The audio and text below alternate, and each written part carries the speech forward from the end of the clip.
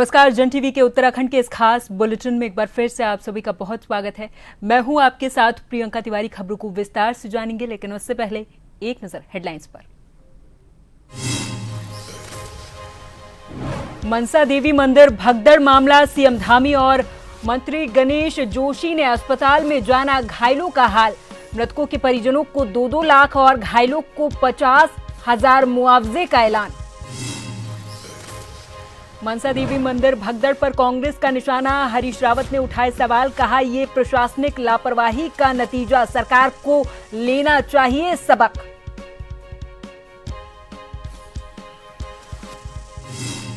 Smart city पर कांग्रेस का वार, धसमाना ने बताया दिखावा। कहा, दीवारें रंगी लेकिन हालात नहीं बदले, घंटा घर अधूरा, ड्रेनेज और कूड़ा प्रबंधन फेल।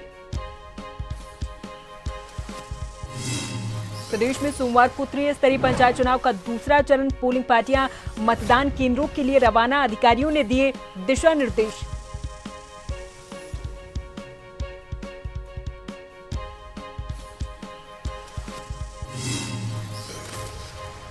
और प्रदेश भर में पारंपरिक आस्था और उल्लास के साथ मनाया गया हरियाली तीज का पर्व। जगह जगह महिलाओं ने व्रत रखकर शिव पार्वती की पूजा की।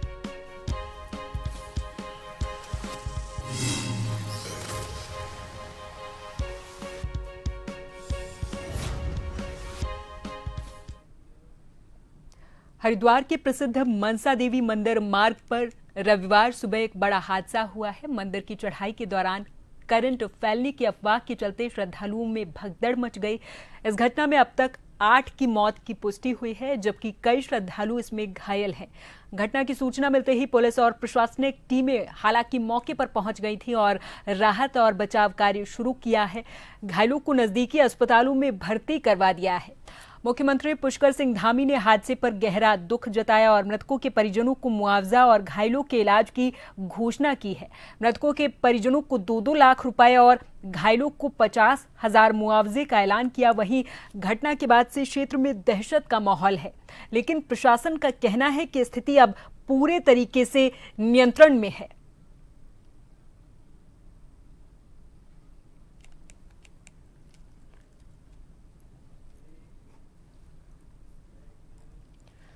मनसा देवी मंदिर में हुए भगदड़ की घटना के बाद उत्तराखंड के मुख्यमंत्री पुष्कर सिंह धामी ने आज जीडी सरकारी जिला अस्पताल हरिद्वार पहुंचकर घायलों से मुलाकात की है। उन्होंने चिकित्सकों से घायलों के इलाज की जानकारी ली और सभी को बेहतर स्वास्थ्य सेवाएं देने के निर्देश भी दिए।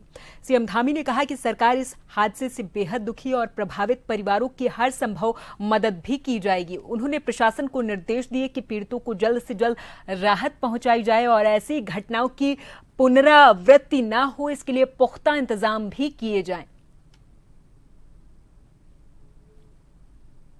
बहुत दुखद दुर्घटना है और इसके हमने मजिस्ट्रियल जांच के आदेश कर दिए हैं और घायलों को सभी को कुछ यहाँ जिला अस्पताल में और अन्य अस्पतालों में और इसके साथ ही ऋषिकेश एम्स से रिफ़र कर दिया गया है।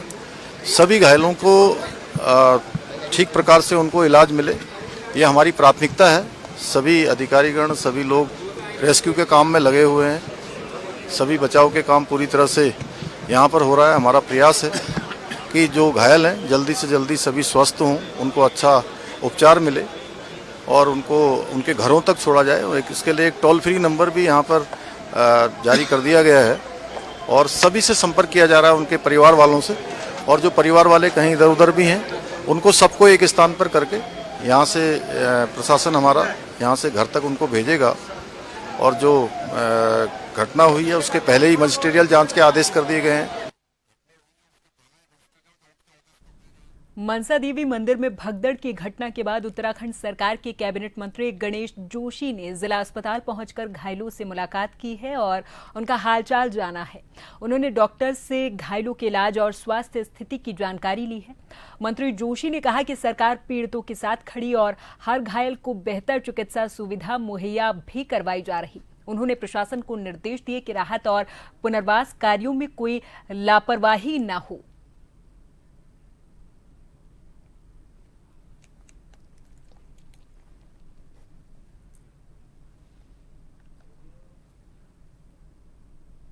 में 6 लोगों की कैजुअल्टी हो गई है। जो 14 लोग गंभीर रूप से घायल हुए हैं उनको एम्स में रेफर किया है। 11 लोगों को आंशिक रूप से जो घायल हुए थे उनको छुट्टी कर दी गई है और 7 लोगों को यहाँ पर इलाज चल रहा है।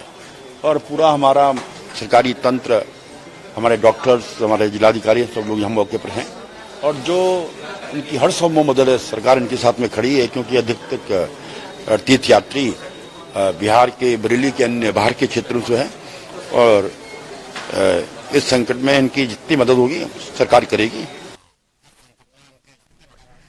प्रदेश के कैबिनेट मंत्री और हरिद्वार के प्रभारी मंत्री सतपाल महाराज ने जनपद हरिद्वार स्थित मनसा देवी मंदिर की सीढ़ियों वाले मार्ग पर भगदड़ की घटना में 6 लोगों की मौत पर गहरी संवेदना जताई और घायलों के शीघ्र स्वास्थ्य लाभ की कामना की है। प्रदेश के कैबिनेट मंत्री और हरिद्वार के प्रभारी मंत्री सतपाल महाराज ने जनपद हरिद्वार के मनसा देवी मंदिर में हुए हादसे पर कहा कि घायलों को शीघ्र स्वास्थ्य लाभ मिले, उन्हें उचित इलाज के लिए प्रशासन और स्वास्थ्य विभाग के अधिकारियों को आवश्यक दिशा निर्देश भी दिए हैं।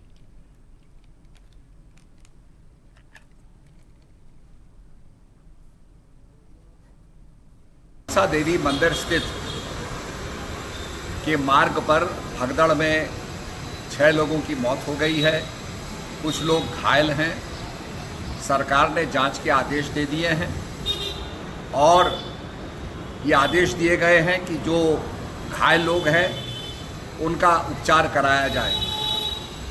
इसके साथ साथ मृतकों के प्रति मेरी गहरी संवेदना है, भगवान उनकी आत्मा को शांति दे। सरकार की इस घटनाक्रम के ऊपर कड़ी नज़र है और निश्चित रूप में सभी घायलों का उपचार किया जाएगा। मनसा देवी मंदिर में हुई भगदड़ की घटना पर कांग्रेस के वरिष्ठ नेता और पूर्व मुख्यमंत्री हरीश रावत ने गहरा दुख जताया।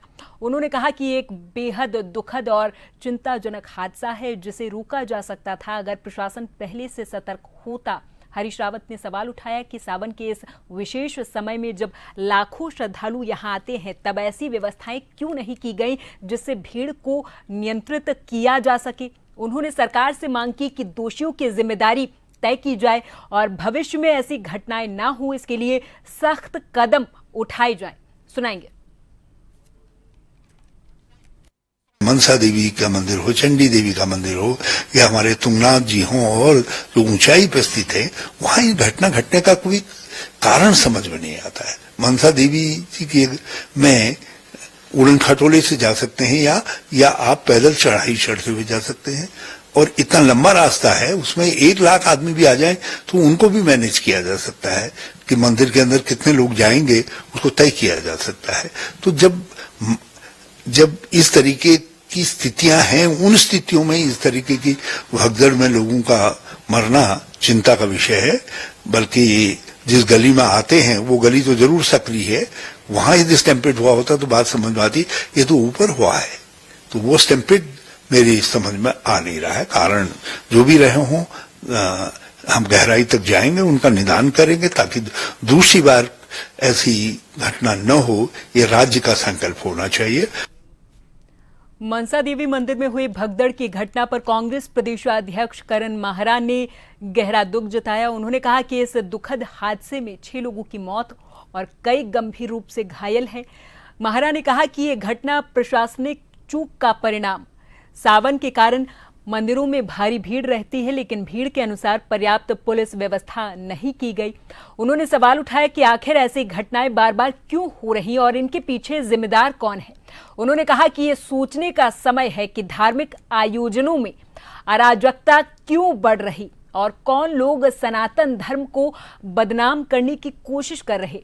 माहरा ने घायलों के जल्द स्वास्थ्य होने की प्रार्थना की है और मदद कर रहे लोगों का धन्यवाद भी किया है।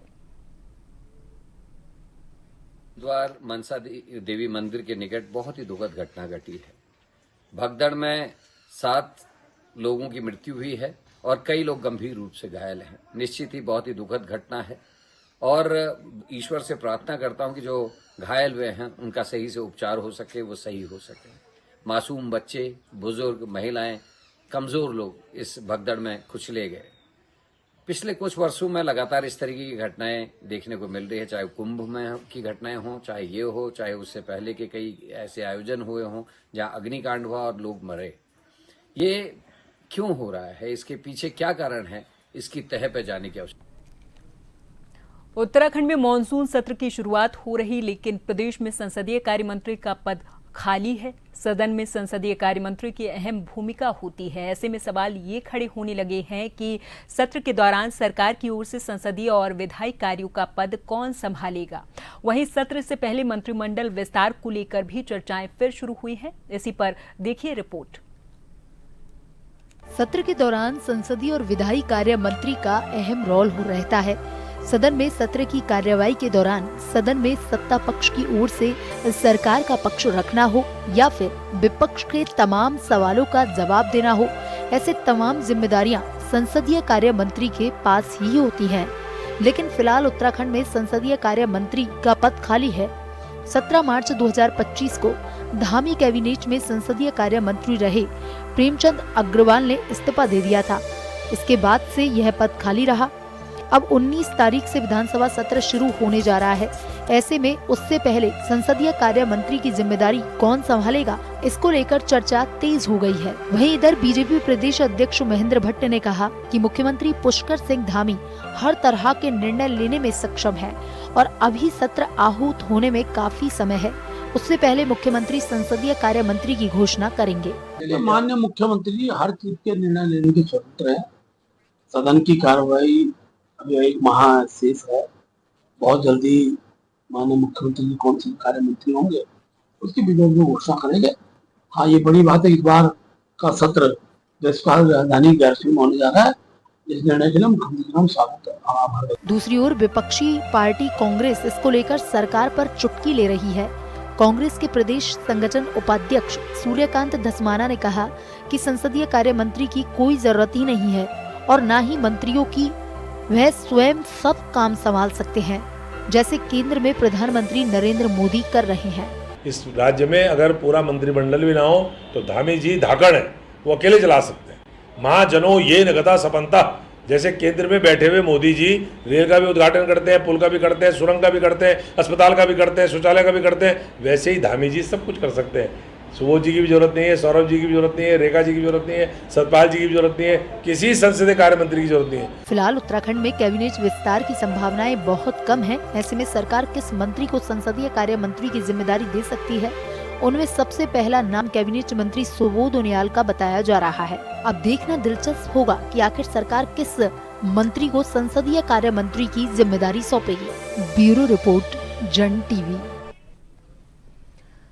हल्द्वानी में त्रिस्तरीय पंचायत चुनाव के दूसरे चरण के लिए कल यानी कि सोमवार को मतदान होना है। ऐसे में हल्द्वानी क्षेत्र में तैयारियों को अंतिम रूप दिया जा रहा। रामपुर रोड स्थित एनएच इंटर कॉलेज में चुनाव के लिए कंट्रोल रूम स्थापित किए गए हैं, जहां मतगणना संपन्न होगी। एसडीएम हल्द्वानी राहुल शाह ने कॉलेज पहुंचकर व्यवस्थाओं का जायजा लिया है। मीडिया से बातचीत में उन्होंने कहा कि हल्द्वानी विकास खंड में कुल 197 पोलिंग बूथ बनाए गए। सभी पोलिंग पार्टियों को मतदान केंद्रों के लिए रवाना किया जा रहा। अब तक 60 पोलिंग पार्टियां रवाना हो चुकी हैं। एसडीएम ने बताया कि सभी मतदान केंद्रों पर आवश्यक व्यवस्थाएं सुनिश्चित कर दी गई हैं। में 197 हमारे मध्य स्थल हैं, जिसके लिए 197 पोलिंग पार्टियों ने सामान प्राप्त कर लिया है। 60 से अधिक पोलिंग पार्टियां रवाना हो चुकी हैं। सभी समय के अंतर्गत रवाना हो रही हैं। सभी बूथों में जो भी आवश्यक व्यवस्था निर्वाचन से पहले की जानी है, सारी व्यवस्थाएं की जा रही है। सारे मध्य स्थल में बूथ तैयार कर दिए गए हैं। शांतिपूर्ण ढंग से चुनाव की प्रक्रिया संपन्न कराई जाएगी। सर, बात की जाए तो कुछ वहाँ पर शराब बांटे जाने की शिकायत आ रही है। जो भी आपके आचार संहिता उल्लंघन की शिकायतें आ रही हैं, उन सभी शिकायतों का संज्ञान लेते हुए प्रवर्तन टीम के माध्यम से, सेक्टर मजिस्ट्रेट के माध्यम से, पुलिस के माध्यम से लगातार एनफोर्समेंट करवाया जा रहा है। ऐसी किसी भी शिकायत के क्रम में वैधानिक कार्रवाई की जाएगी। प्रदेश में सोमवार को त्रिस्तरीय पंचायत चुनाव का दूसरा चरण जिसका मतदान होना है, तो वहीं डोईवाला विकास खंड में भी कल 28 जुलाई को वोटिंग होनी है। डोईवाला विकास खंड में 108 मतदान केंद्र और 273 बूथ पर कल 1,42,000 मतदाता अपने मताधिकार का प्रयोग करने वाले हैं। वहीं डोईवाला विकासखंड में 700 के लगभग प्रत्याशी चुनाव मैदान में है। कल होने वाले मतदान को लेकर आज डोईवाला शहीद दुर्गा मल्ल राजकीय महाविद्यालय से पोलिंग पार्टियों की रवानगी सभी मतदान केंद्रों के लिए हुई है। जिस तरह से मौसम विभाग के पूर्वानुमान जताए जा रहे, डोईवाला में सुबह से ही बारिश का दौर लगातार जारी है, तो वहीं तमाम अधिकारियों की ये कोशिश है कि सभी पोलिंग पार्टियां समय से अपने मतदान केंद्रों पर पहुंच जाएं और मतदान केंद्रों की सभी व्यवस्थाएं संपन्न करके कल सुबह समय से मतदान सुचारू रूप से शुरू हो।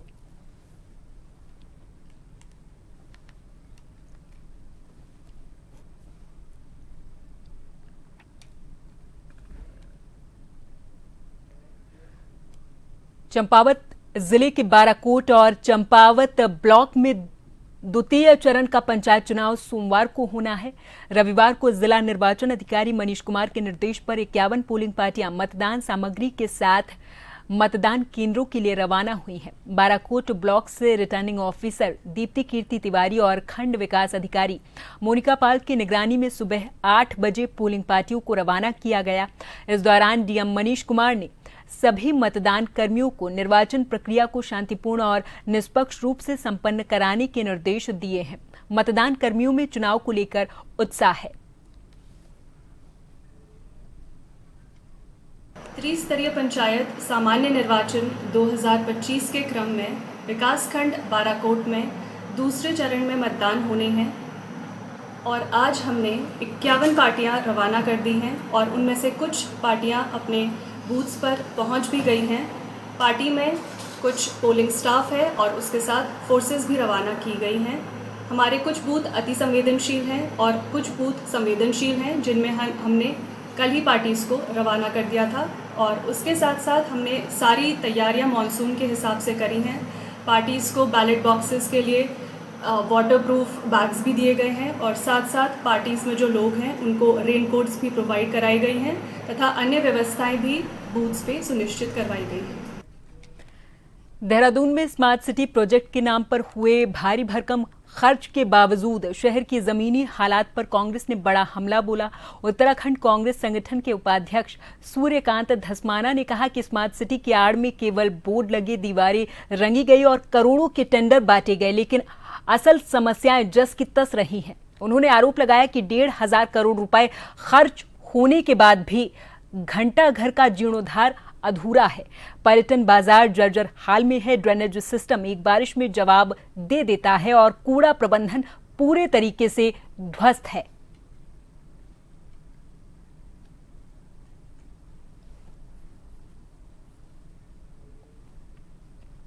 इस प्रदेश के अंदर स्मार्ट सिटी में उत्तराखंड में देहरादून उसको चयनित किया गया था। 1,500 करोड़ रुपए से ज़्यादा खर्च स्मार्ट सिटी के नाम पर किया गया। पूरे शहर के अंदर हृदय स्थल जो देहरादून का है घंटाघर, 8 साल में 3 बार घंटाघर का जीर्णोद्धार हो गया, 3 बार। आज भी वो पूरा नहीं हुआ। पलटन बाजार जो सबसे पुराना बाजार है उसकी हालत जाकर देख लीजिए। घंटाघर के चौराहे में घंटाघर चौराहा आप कैसे पार करोगे आपको समझ में नहीं आएगा। कहाँ से आप पैदल जाओ, कहाँ से गाड़ी में जाओ और कैसे बचो, किस तरफ से जाना है। देहरादून के सारे चौराहों में आप चले जाओ, आपको पूरे दिन मुश्किल से 24 घंटे में 2 घंटे ट्रैफिक लाइट जलती हुई मिलेंगी। ट्रैफिक लाइट यहाँ पर काम नहीं करती। उत्तराखंड सरकार ने आपदा प्रबंधन को और सशक्त बनाने की दिशा में एक नया कदम उठाया है। राज्य आपदा प्रबंधन विभाग अब स्वयं सहायता समूहों से जुड़ी महिलाओं को आपदा से निपटने की ट्रेनिंग देगा। सचिव विनोद कुमार सुमन ने कहा कि प्रदेश में लगभग 65,000 स्वयं सहायता समूह सक्रिय हैं, जिनसे करीब 5 लाख परिवार जुड़े हुए हैं। इन समूहों की महिलाओं को आपदा सखी योजना के तहत प्रशिक्षण देकर मास्टर ट्रेनर बनाया जाएगा। ये मास्टर ट्रेनर फिर अपने अपने समूहों और समुदायों में आपदा से बचाव और राहत बचाव कार्यों की जानकारी देंगे। साथ ही सरकारी कार्यालयों, स्कूलों और गांवों में जाकर व्यापक स्तर पर जागरूकता फैलाई जाएगी। हमारे पास प्रदेश में करीब 65,000 के आसपास स्वयं सहायता समूह हैं, जिसमें से लगभग 5 लाख मेंबर्स या परिवार जुड़े हुए हैं। तो हम लोगों ने एक ये सोचा कि अगर हम इनको ट्रेनिंग दे दें तो इसके माध्यम से हम 5 लाख परिवार तक पहुंचाएंगे सीधे सीधे, और जिस परिवार में जानकारी बखूबी होगी वो आपदा से अपना बचाव कर सकेगा। तो इस कॉन्सेप्ट को ध्यान में रखते हुए हम 65,000 लोगों में से कुछ लोगों को मास्टर ट्रेनर बनाएंगे और उनके माध्यम से हम जो आपदा के जो ग्रुप के लोग हैं, जो स्वयं सहायता समूह के लोग हैं, उनको हम ट्रेन करेंगे और उनके माध्यम से फिर समूह के सभी लोगों को ट्रेन करेंगे, फिर वो बाकी अपने परिवार में और बाकी जगह ट्रेनिंग करेंगे। रुड़की के सोलानीपुरम में भाजपा पार्षद की पत्नी के घर पर अचानक से 1,09,000 का बिजली बिल आने से हड़कंप मच गया। रमेश जोशी के घर में सोलर प्लांट लगे हुए हैं और उनका बिल लगातार माइनस में आता रहा। मई में भी बिल 4,000 से अधिक माइनस में था, लेकिन स्मार्ट मीटर लगने के बाद जून में ये भारी भरकम बिल थमा दिया गया। जोशी का आरोप है कि स्मार्ट मीटर ने सोलर यूनिट्स को नजरअंदाज किया है। उन्होंने विभाग से शिकायत की, लेकिन अब तक कोई भी समाधान नहीं हुआ है।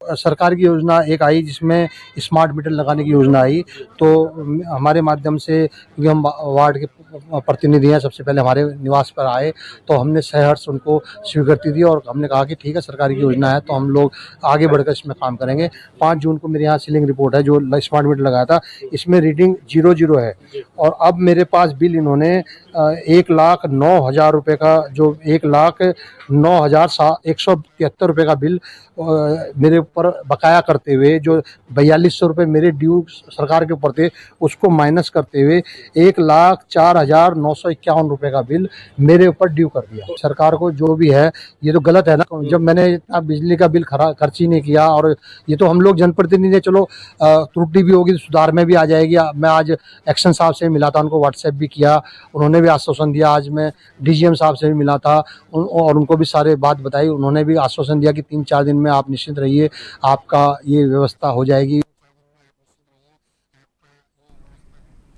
और इसी के साथ इस बुलेटिन में फिलहाल के लिए मेरे साथ बस इतना ही। आप देखते रहें जन TV। नमस्कार।